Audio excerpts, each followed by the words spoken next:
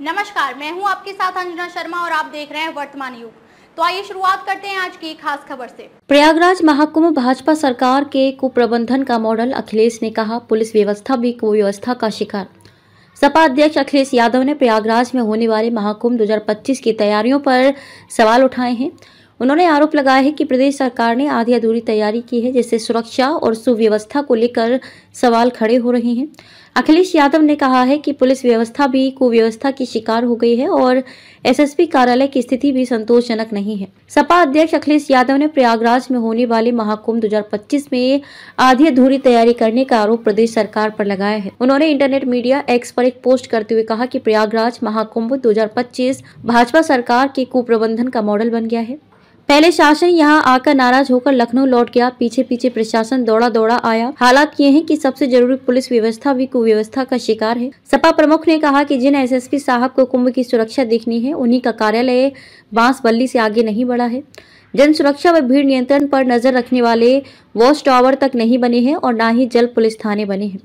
पूरी तरह से सीसीटीवी भी नहीं लगे हैं। अब जो हड़बड़ी में ये सब काम कागज पर पूरे दिखाए जाएंगे तो सुरक्षा के सवाल पर ही सवालिया निशान लग जाएगा।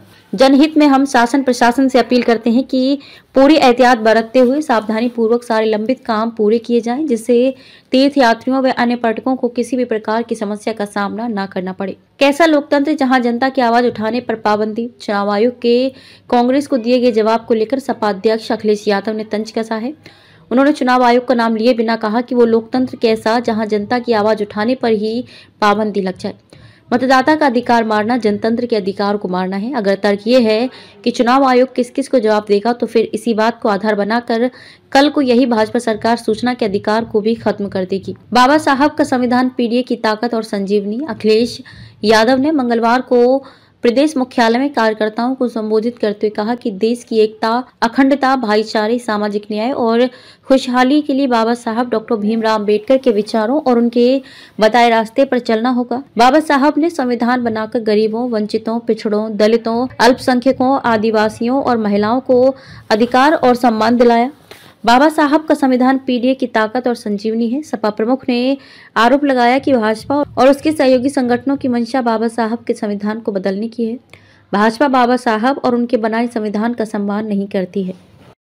खबरों में अब तक के लिए बस इतना ही। फिर होगी आपसे मुलाकात कुछ ऐसी ही खास खबरों के साथ। तब तक के लिए नमस्कार और देखते रहिए वर्तमान युग।